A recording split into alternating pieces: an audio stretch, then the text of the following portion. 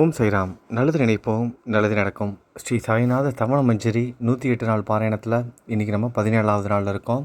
ஒவ்வொரு நாளும் விடாமல் இந்த பாராயணத்தில் கலந்துக்கோங்க. எல்லாமே நல்லதாகவே நடக்கட்டும். ஓம் சைராம். ஸ்ரீ சாய்நாத தவண மஞ்சரி. ஸ்ரீ கணேசாய நமக. எல்லாவற்றிற்கும் ஆதாரமானவனே, மயூரேச்சவரா, எல்லாவற்றிற்கும் சாட்சியாக விளங்குபவனே, கௌரியின் புதல்வனே, எண்ணங்களுக்கெல்லாம் அப்பாற்பட்டவனே, பெருத்த வயிறுடையவனே, ஸ்ரீ கணபதியே என்னை காத்தருள்வீர். நீ எல்லா பூதகணங்களுக்கும் முதல்வன், தலைவன். எனவே கணேசன் என அழைக்கப்படுகிறாய். நீ எல்லா சாஸ்திரங்களாலும் ஏற்றுக்கொள்ளப்பட்டவன். புனிதமான முகமுடைய பாலசந்திரனே, சாரதே, வாக்கின் தெய்வமே, நீ வாக்கிகளுக்கெல்லாம் தலைவி, உலகின் உயிரோட்டத்தின் காரணகர்த்தாவே, நீ படைப்பாளிகளின் இறைவி, நீ எப்போதும் இத்தேசத்தின் அணிகலன், எங்கும் நிறைந்து இருக்கும் எல்லையில்லாத சக்தியே, உலகின் தாயே, உன்னை வணங்குகிறேன். பூரண முழுமையான பரபிரம்மே, மகான்களுக்கு பிரியமானவனே, பண்டரிநாதன் உருவில் வெளிப்பட்ட அவதாரமே, நீ அன்பு கடவுள், எல்லையற்ற கருணையுள்ளம் கொண்டவனே, பாண்டுரங்கா நரகரி.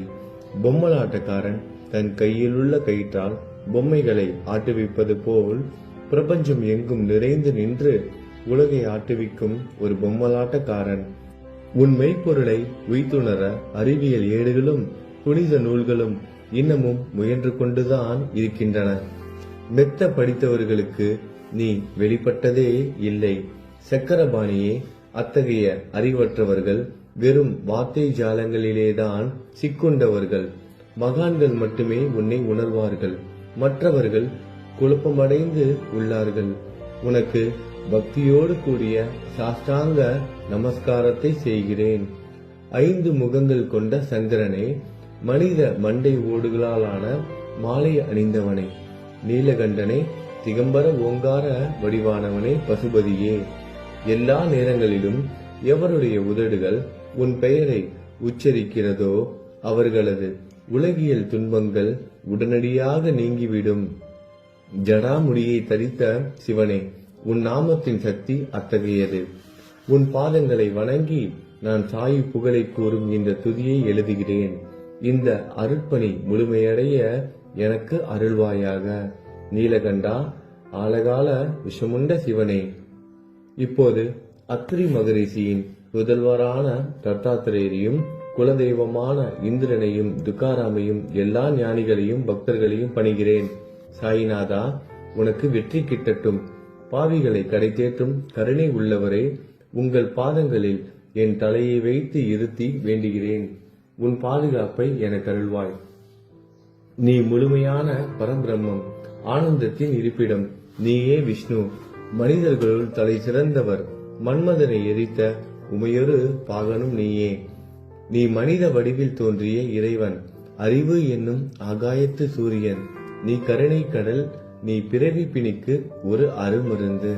நீ ஏழைகளுக்கும் கீழ்த்தட்டு மக்களுக்கும் விரும்பியதை கொடுக்கும் சிந்தாமணிக்கல்.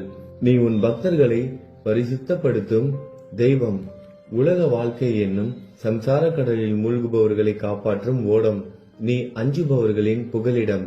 நீ இந்த பிரபஞ்சம் தோன்ற முதற் காரணமான பரிசுத்த பேரின்ப பேருணர்வு சைதன்யம்.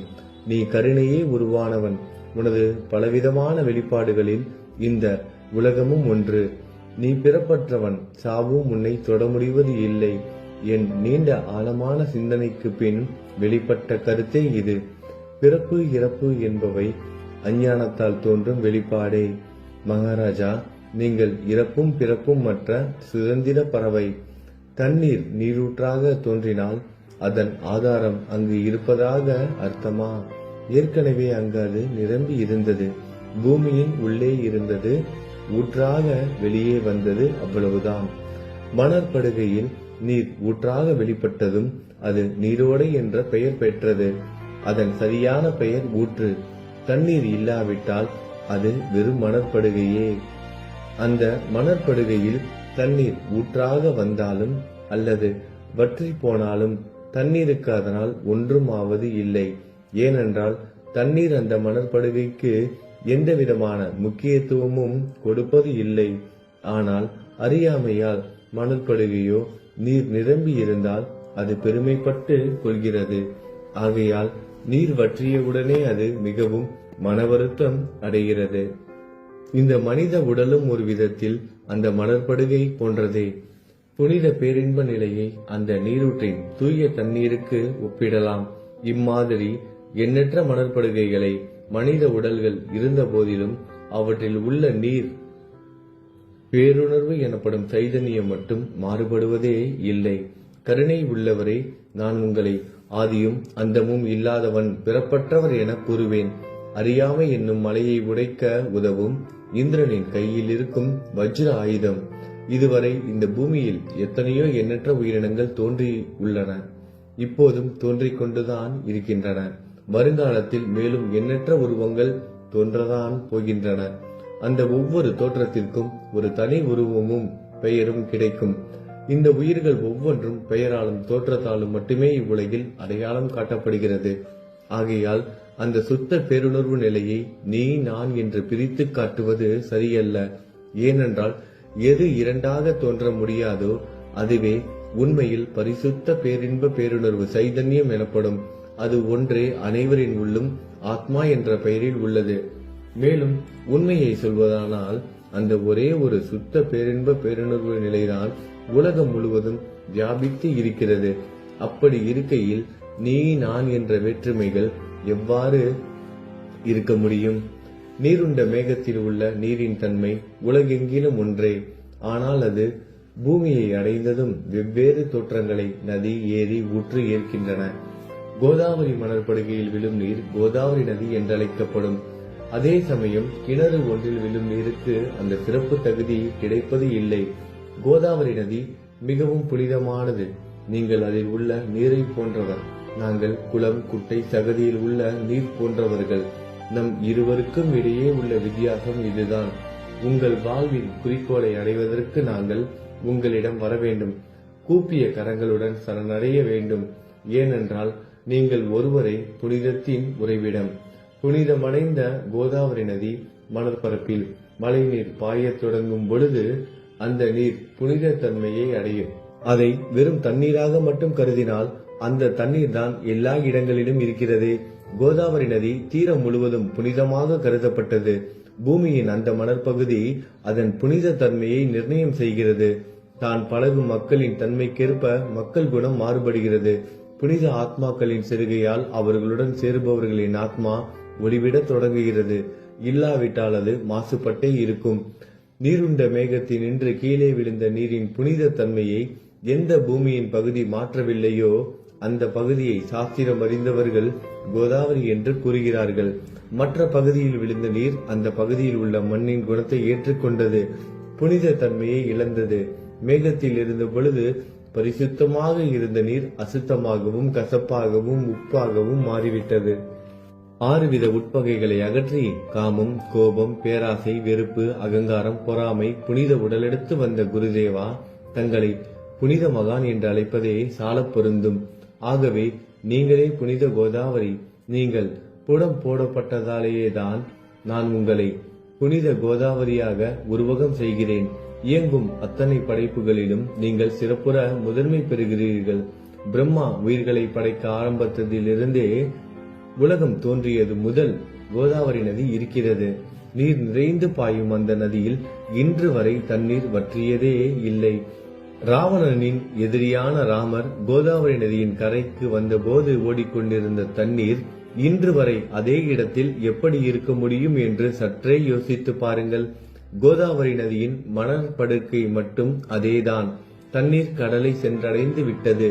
ஆனால் அந்த கோதாவரி நீர்ப்படுகையுடன் புனிதத்தன்மை மட்டும் என்றுமே மாறாமல் இன்று வரை அப்படியே உள்ளது. ஒவ்வொரு வருடமும் பழைய நீர் வெளியேறி புதிய நீர் அதற்குள் பாய்கிறது. உங்களுக்கு தெரிந்த வாழ்க்கை நீதிதான் அது. ஒரு நூற்றாண்டை ஒரு ஆண்டாக கணக்கிட்டால் அந்த நூற்றாண்டில் தோன்றிய முனிவர்கள் பாயும் நீரை போன்றவர்கள். அவர்களில் மிகப்பெரிய மகான்கள் அந்த நீரில் தோன்றும் அலைகள் போன்றவர்கள். இந்த புனித கோதாவரி நதியில் முந்தைய நூற்றாண்டுகளில் சனாதர், சனதர், சனந்தனர் போன்ற மகான்கள் வெள்ளமாக தோன்றினார்கள். பிறகு நாரதர், தும்ரு, துருவன், பிரகலாதன், மகாபலி சக்கரவர்த்தி, சபரி, அங்கதன், வாயுகுமாரனான அனுமான், விதுரர், கோபர்களும் கோபியர்களும் வெள்ளமாக தோன்றினர். இவ்வாறு இன்று வரை கடந்த நூற்றாண்டுகள் ஒவ்வொன்றிலும் ஒன்றன் பின் ஒன்றாக மகான்களாகிய வெள்ளம் தோன்றியது. அவற்றை எல்லாம் என்னால் ஞாபகப்படுத்தி கூற முடியவில்லை. சாய்நாதா, இந்த நூற்றாண்டில் 19ஆம் நூற்றாண்டு புனித கோதாவரி நதியில் சந்தேகத்திற்கு இடமில்லாமல் நீங்கள் வெள்ளமாக பாய்ந்தீர்கள். எனவே உமது தெய்வீகமான பாதங்களை வணங்குகிறேன் மகாராஜா. நான் செய்யும் தவறுகளை உங்கள் கவனத்தில் வைத்துக் கொள்ள வேண்டாம் என மன்றாடி கேட்டுக்கொள்கிறேன். நான் ஒரு எளியவன், அறியாதவன், தீய குணங்கள் கொண்ட மிகப்பெரிய பாவி. என்னை புறம் தள்ளி விடாதீர்கள், கைவிட்டு விடாதீர்கள். மட்டமான உலோகத்தையும் தங்கமாக மாற்றும் சக்தி கொண்ட ரசவாதக்கல் இரும்பினுடைய இயற்கையான தன்மைகளை பொருட்படுத்துவது இல்லை. கோதாவரி நதி தன்னுள் கலக்கும் சிறு ஓடைகளை திருப்பி அனுப்புவது இல்லை. அநேக தீய குணங்களை என்னுள் கொண்டவன் நான். உங்களது கருணை மிகுந்த பார்வையால் அவற்றை சடுதியில் அழித்து விடுங்கள். இது மட்டும்தான் உங்கள் அடிமையான தாஸ்கனுவின் வேண்டுகோள். ரசவாத கல்லின் தொடர்பு ஏற்பட்டும் இரும்பின் இயற்கை தன்மைகள் அளிக்கப்படாவிட்டால் குருதேவா, அது ரசவாத கல்லின் பெருமைக்கு இழுக்கு அல்லவா? என்னை பாவியாகவே இருக்கும்படி விட்டு விடாதீர்கள். தங்களை குறைவாக மதிப்பிட்டுக் கொள்ளாதீர்கள். நீங்கள் ரசவாத கல், நான் இரும்பு. எனக்கு ஏற்படும் இழிவுகள் தங்களுக்கு ஏற்படும் இழிவுகள் அல்லவா? ஒரு குழந்தை தவறு செய்து கொண்டேதான் இருக்கிறது. ஆனால் அதற்காக தாயார் கோபமடைவது இல்லை. இதை தாங்கள் நினைவில் வைத்துக் கொண்டு எனக்கு உங்கள் அருள் ஆசிகளை தாருங்கள். சத்குரு சாய்நாதா, நீங்கள் எனது கற்பக விருட்சம், சம்சார கடலை கடக்க உதவும் கப்பல். சந்தேகத்திற்கு இடமின்றி நீங்கள் ஒருவர் மட்டுமே என்னை கடை தேற்ற முடியும். நீங்கள் எனக்கு காமதேனுவாகிய பசு. நீங்கள் சிந்தாமணிக்கல், ஞானவானில் சூரியன் தாங்கள். நீங்கள் நற்பண்புகளின் சுரங்கம், சொர்க்கத்திற்கு ஏறி செல்ல உதவும் ஏணி நீங்கள். புனித செயல்களின் நிறைகள் நிறைய கொண்டவரை, பரிசுத்தமானவரை, சாந்தி மற்றும் பேரின்பத்தின் மொத்த உருவமே, இரண்டாக இல்லாதவரே, வேறுபாடு இல்லாதவரே, அறிவு கடவுளே, குறைகளற்ற முழுமையான அறிவாக உருவெடுத்தவரே, மனிதர்களில் உன்னதமானவரே, சாந்தி மற்றும் மன்னிப்பதின் உறைவிடமே, பக்தர்களின் அடைக்கலமே, என்னை ஆசீர்வதியுங்கள், என்னை ஆசீர்வதியுங்கள். சத்குரு மச்சீந்திரநாதர். கலியுகம் ஆரம்பித்தவுடன் மகாவிஷ்ணுவால் உலகம் உய்ய அனுப்பப்பட்ட 9 நாதர்களில் ஒருவர் நீயே. சிவன் நெற்றிக்கண்ணை திறந்தவுடன் அந்த அக்னியில் தோன்றிய மகாத்மா ஜாலந்தரும் நீயே. நீங்கள் மகாராஷ்டிராவில் தோன்றி பக்தி மார்க்கத்தை பரப்பிய ஞானிகள் நிவர்த்திநாதர், ஞானேஸ்வரர், கபீர்தாசர், ஷேக் முகமது, ஏகநாதர். நீங்கள் போதவா தத்தகுருவின் குரு நீங்களே. பண்டரிநாதரின் அடியவர் சாவதா மாலி. நீங்கள் உண்மையில் ஆஞ்சநேயரின் மறு அவதாரம் ராமதாசர். நீங்கள் மகாராஷ்டிர ஞானி பாண்டுரங்கன் மீது அபகங்கள் என்னும் கீர்த்தனை நிறைய இயற்றிய துகாராம். சாயிநாதா, நீங்கள் முஸ்லிம் ஞானி ராம பக்தர். நீங்கள் தத்தாத்திரேயரின் மறு அவதாரம் மாணிக் பிரபு. உங்களது இன்றைய அவதாரம் தோற்றம் மற்றும் உங்களுடைய எண்ணற்ற தன்மைகளை புரிந்து கொள்ள உண்மையில் கடினமாக இருக்கிறது. உங்களது ஜாதி குலம் பற்றிய எதையும் நீங்கள் எவருக்கும் வெளிப்படுத்தியது இல்லை. சிலர் உங்களை முஸ்லீம் என்கிறார்கள், சிலர் உங்களை பிராமணர் என்கிறார்கள். கிருஷ்ணரை போன்று எண்ணற்ற தெய்வீக லீலைகளை செய்வதெல்லாம் உங்களுக்கு ஒரு விளையாட்டு. ஸ்ரீ கிருஷ்ண பரமாத்மாவை பார்த்து உயிர்த்துணர்ந்த பல்வேறு மக்கள் பலவிதமான பெயர்களிட்டு அவரை அழைத்தனர். சிலர் அவரை யது குலத்தின் அணிகலன் என்றார்கள். சிலர் அவரை மாடுகள் மேய்க்கும் இடையன் என்றனர். யசோதை அவரை பச்சிலம் குழந்தை என்றாள். கிருஷ்ணனின் மாமனாகிய கம்சன் அவரை மகா காலன், உயிரை குடிக்கும் யமன் என்றான். அர்ஜுனன் அவரை எங்கும் நீக்கமர நிறைந்துள்ளவர் என்றான். அவ்வாறே குருநாதா, ஒவ்வொரு மனிதனின் மனநிலைக்கு ஏற்ப, அவரவர் எண்ணங்களுக்கு ஏற்ப உங்களுக்கு பெயர்களை சூட்டினார்கள். மசூதி நீங்கள் வாழும் இருப்பிடம். உங்கள் காதுகள் குத்தப்படவில்லை. இந்து மத வழக்கப்படி காதுகள் குத்தப்பட வேண்டும். பாத்தியா ஓதுவதை பார்த்து நீங்கள் முஸ்லிம் என்று கூறுவது பொருத்தமானதே. கருணாமூர்த்தியே, அதேபோல் நீங்கள் அக்னியை வழிபடுவதை பார்த்து நீங்கள் ஒரு இந்து என்று முடிவு செய்யப்பட்டது. இந்த வெளிப்புற வித்தியாசங்களை வீண் விவாதம் செய்யும் எண்ணம் கொண்டவர்களே விரும்புவார்கள். உண்மையான ஞானத்தில் ஆர்வம் கொண்டவர்கள் இந்த வெளிப்புற வேறுபாடுகளுக்கு முக்கியத்துவம் தரமாட்டார்கள். நீங்கள் பிரம்மத்தின் நிலையில் இருக்கிறீர்கள். ஜாதி குலம் போன்றவை உங்களுக்கு முக்கியம் இல்லை. நீங்கள் எல்லோருக்கும் மேலான உயர்ந்த குருவாகவும் இந்த பிரபஞ்சத்தை படைத்தவராகவும் இருக்கிறீர்கள். முஸ்லிம் இந்துக்களுக்கிடையே பகைமையுணர்வு ஏற்பட்டதால் அவர்களுக்கிடையே இணக்கமான உறவையும் ஒற்றுமையையும் ஏற்படுத்துவதற்காகவே நீங்கள் மசூதியில் அமர்ந்து அக்னி வழிபாட்டை நடத்தி உங்கள் லீலைகளை பக்தர்களுக்கு காட்டினீர்கள். நீங்கள் ஜாதி மதங்களுக்கு அப்பாற்பட்டவர். நீங்கள் பிரம்மமே. உண்மையில் அதுவே நீங்கள் உண்மையில் எண்ணங்களுக்கும் அப்பாற்பட்டவர். உங்களை பற்றிய வாத பிரதிவாதங்கள், ஊகங்கள், ஆதாரம் இல்லாத கருத்துக்கள் நடமாடும் இடத்தில் என் வார்த்தைகளுக்கு முக்கியத்துவம் எப்படி கிடைக்கும்? ஆனால் உங்களை பார்க்கும் பொழுது என்னால் மௌனமாக இருக்க முடியவில்லை. வார்த்தைகளால் போற்றுதலே உலக வழக்கில் உள்ள ஒரே வழக்கம். ஆகையினால் உங்கள் அருளாசியுடன் வார்த்தைகளால் எப்படியெல்லாம் போற்ற முடியுமோ அவ்வண்ணமே போற்றி புகழ்கிறேன். கடவுளின் நிலையை விட மகான்களின் நிலை வேறுபட்டு மிக உயர்ந்ததாகவும் இருக்கும். மகான்களின் அருகில் நான், எனது போன்ற எண்ணங்களுக்கு இடமே இல்லை. கடவுளை வெறுத்ததால் இரணியகசிபுவும் ராவணனும் கொல்லப்பட்டனர். மகான்கள் கைகளால் இத்தகைய துர்சம்பவங்கள் ஏற்பட்டதே இல்லை. அரசன் கோபிசந்தன் முனிவர் ஜாலந்தரை சாணக்குவியலுக்குள் புதைத்தான். ஆனால் அந்த நிலையிலும் அரசரின் அந்த செயலுக்காக அந்த முனிவர் வருத்தப்படவே இல்லை. அரசரின் அந்த செயலுக்கு நேர்மாறாக அந்த அரசனை சம்சார சூழலில் இருந்து விடுவித்து அவனை முக்தியடைய செய்தார். மகான்களின் சக்தி இப்படிப்பட்டதே. அவற்றை விவரித்து கூற முடியாது. மகான்கள் சூரியனை போன்றவர்கள். அவர்கள் கருணை ஒளிவிட்டு பிரகாசிக்க கூடியது. மகான்கள் சந்திரனை போல் இதயத்திற்கு ஆறுதல் கொடுப்பவர்கள். சந்திரனின் மேன்மையான ஒளிக்கதிர்கள் போல் அவர்களது அருள் ஒளி வீசும். மகான்கள் இதமளிக்கும் கஸ்தூரி போன்றவர்கள். அவர்கள் அருள் அதன் நறுமணம் போன்றது. மகான்கள் சாறு நிரம்பிய கரும்பு போன்றவர்கள். அவர்களின் அருள் அந்த கரும்பு சாற்றினை போல் இனிப்பானது. நிச்சயமாக மகான்கள் நல்லவர்களிடமும் தீயவர்களிடமும் ஒரே விதமாக நடந்து கொள்கின்றனர். அதற்கும் மேலாக பாவிகளிடம் அவர்கள் காட்டும் அன்பு அளவிட முடியாதது. கோதாவரி நதியில் அழுக்கடைந்த துணிகளை சுத்தம் செய்யப்பட வேண்டி வருகின்றன. சுத்தமான துணிகள் கோதாவரி நதியில் நின்று வெகு தூரத்தில் பெட்டியிலேயே தங்கிவிடுகின்றன.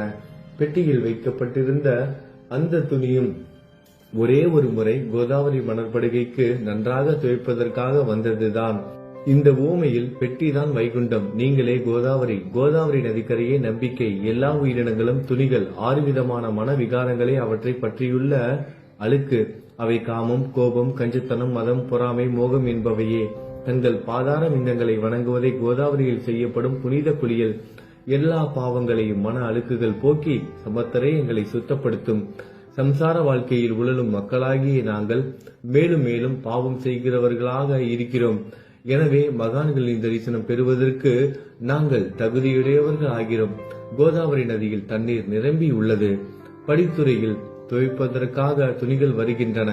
அவை துவைக்கப்பட்டு சுத்தப்படுத்தப்படாவிட்டால் அது கோதாவரி நதிக்கல்லவா இலக்கை தேடி தரும்.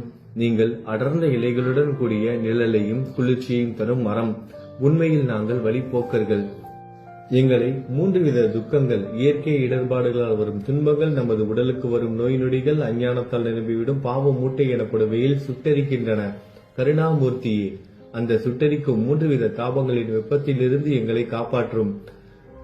தங்கள் அன்பு மிகுந்த கருணை என்னும் குளிர் நிழல் இந்த சம்சாரம் என்னும் வாழ்க்கை கடலை கடக்க உதவும் தன்மை கொண்டது. மரத்தின் அடியில் அமர்ந்தும் ஒருவன் சூரியனின் சுட்டரிக்கும் வெப்பத்தை உணர்ந்தால் அந்த மரத்தை நிழல் தரும் மரம் என்று கூற முடியுமா? பாருங்கள், உங்கள் அருளின்றி இந்த உலகில் நல்லது என்பது ஏற்படுவது இல்லை. எனவே தர்மத்தை நிலைநிறுத்துவதற்காக சேஷசாயி பாம்பு படுக்கையில் இருப்பவனே அர்ஜுனனுக்கு நண்பனாக, வழிகாட்டியாக மற்றும் ஆன்மீகவாதியாக மாறினார். சுக்ரீவனின் அன்பினாலேயே விபீடனன் அரசன் ராமனின் நட்பை பெற்றான். ஸ்ரீ ஹரியும் மகான்கள் மூலமாகத்தான் பெருமை பெற்றார்.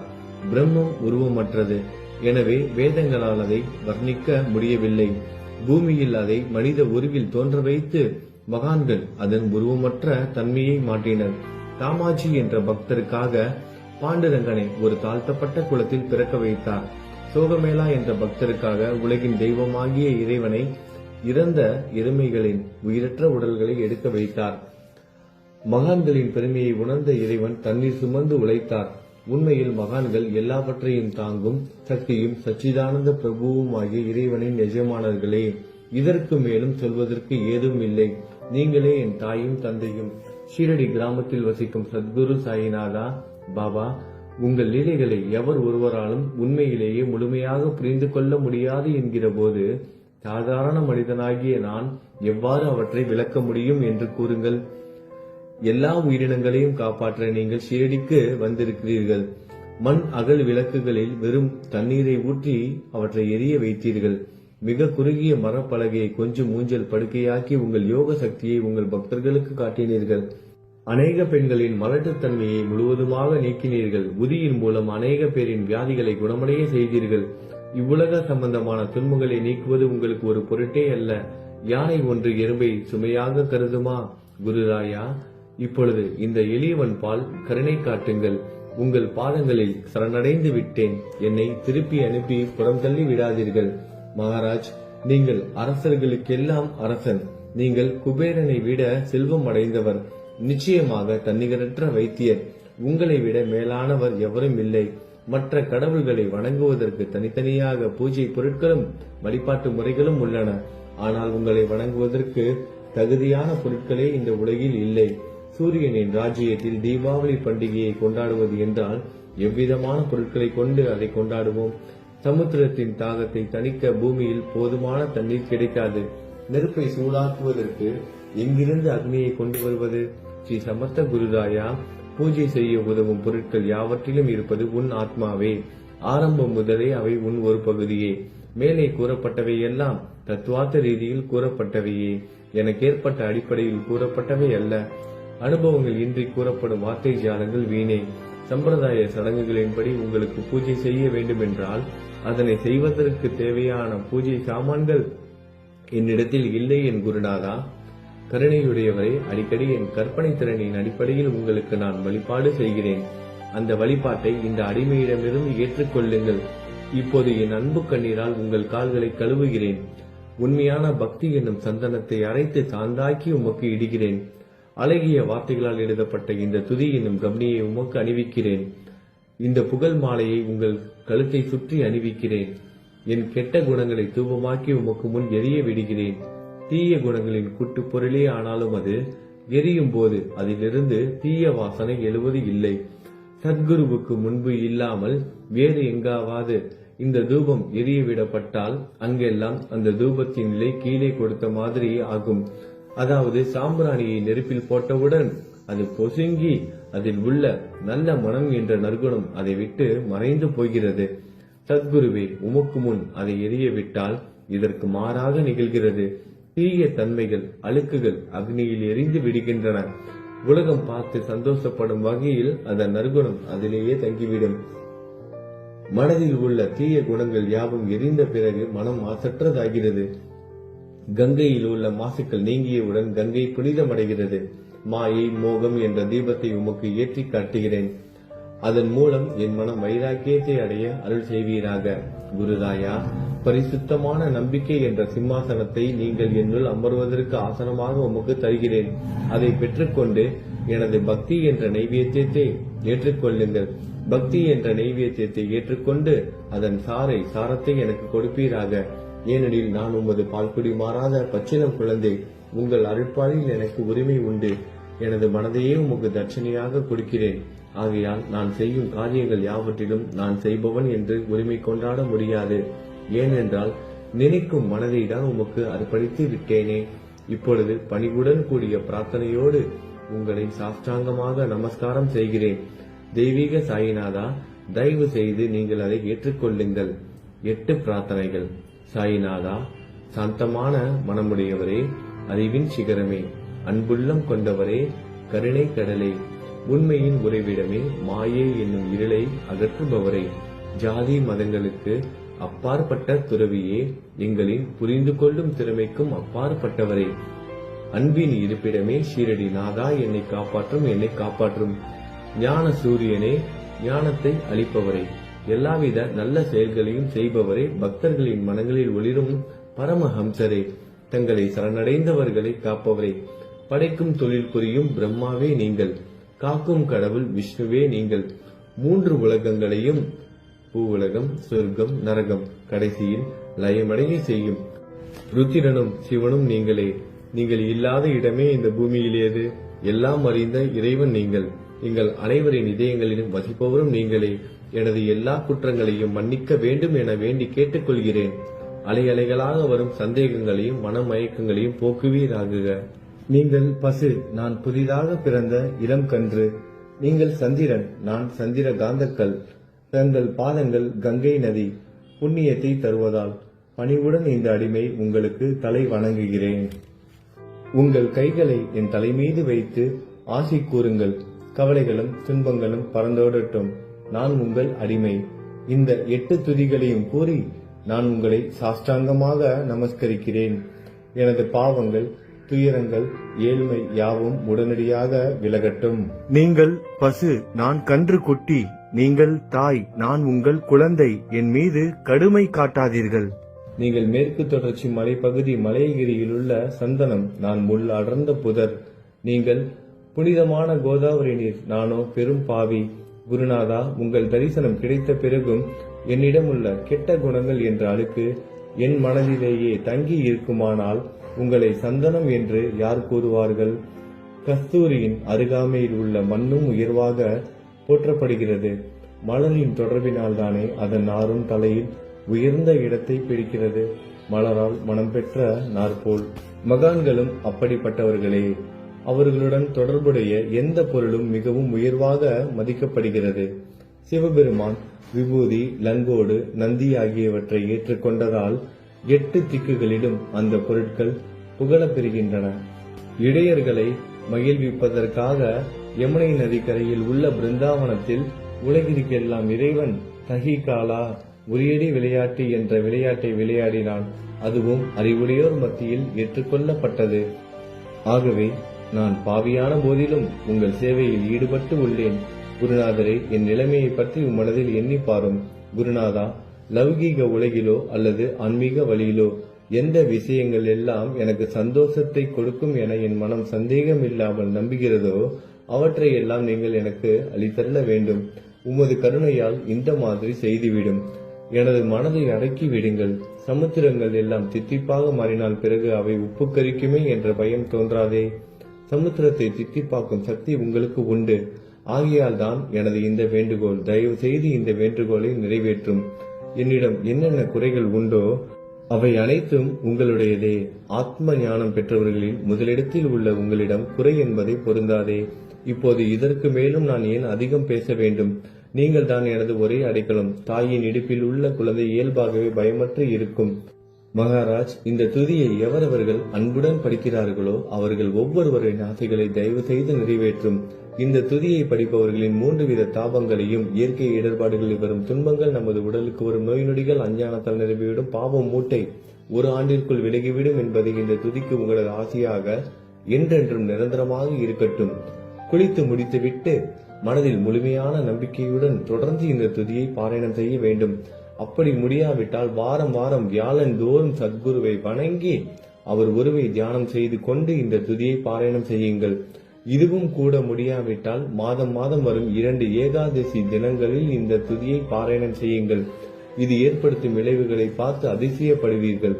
குருமூர்த்தியான சாயிநாதர் இந்த துதியை பாராயணம் செய்பவர்களுக்கு இவ்வுலகியல் ஆசைகளை முழுமையாக உடனடியாக நிறைவேற்றுவார்.